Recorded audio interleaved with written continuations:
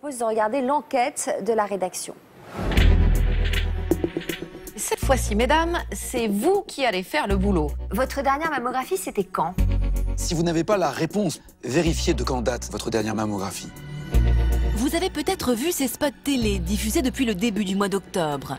Dans le cadre de la campagne de mobilisation Octobre Rose, ils ont pour but de sensibiliser le grand public au dépistage du cancer du sein. En France, 53 000 nouveaux cas sont encore diagnostiqués chaque année. On a coutume de penser que le cancer du sein ne touche que les femmes de plus de 50 ans, mais pas uniquement. Dans les cancers du sein, il y a des formes que l'on connaît un peu moins bien, notamment le cancer du sein chez la femme très jeune, avant 30 ans, avant 25 ans, et puis les cancers du sein que l'on rencontre parfois chez l'homme. Les hommes représentent 1% des cas de cancer du sein. La maladie apparaît en général à partir de 60 ans. Mais le cancer du sein chez les hommes est-il aussi dangereux que chez les femmes? Les cancers du sein sont aussi agressifs chez l'homme que chez la femme.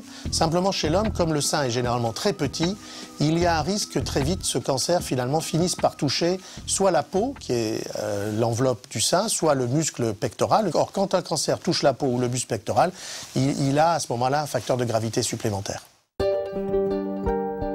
Le cancer frappe les hommes, mais aussi une population féminine de plus en plus jeune. En 10 ans, le cancer du sein chez les jeunes femmes a augmenté de près de 25%. Mais comment expliquer cette douloureuse réalité? Le cancer du sein chez la jeune femme est souvent plus dangereux que chez la femme plus âgée, et souvent le diagnostic tardivement, car de voir une boule dans un sein chez une femme de 25 ans, on pense à un abcès, on pense à un fibrome, on pense à un kyste, et il est rare que l'on pense tout de suite à un cancer du sein. Combattre un cancer du sein en étant encore une jeune femme, c'est ce qu'a vécu Virginie il y a 2 ans. Elle avait alors seulement 24 ans. On la voit bien.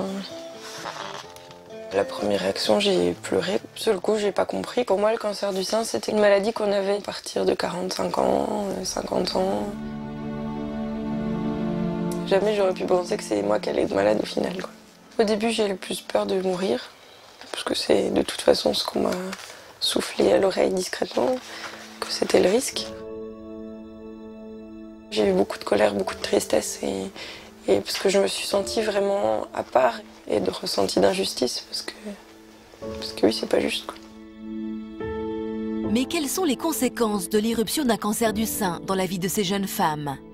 Il y a un risque d'atteinte esthétique, et chez une femme qui est encore très jeune, ça pose beaucoup plus de problèmes souvent que chez une femme plus âgée.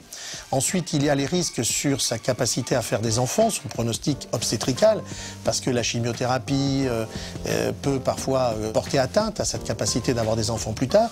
Donc vous voyez, ce sont des cancers vraiment très particuliers. Après de longs mois d'un combat acharné contre la maladie, Virginie est aujourd'hui en rémission. Je me sens en vie, je me sens bien. La maladie, elle m'a appris que j'étais une femme plus forte que ce que je pensais. Aujourd'hui, j'espère que le pire est derrière moi. J'étais bien jeune quand ça a commencé et j'ai toute la vie devant moi maintenant, donc j'espère bien en profiter. L'immense majorité des femmes bien traitées, quel que soit leur âge, vont guérir aujourd'hui du cancer du sein. Alors, comment combattre ces cancers du sein que l'on connaît moins?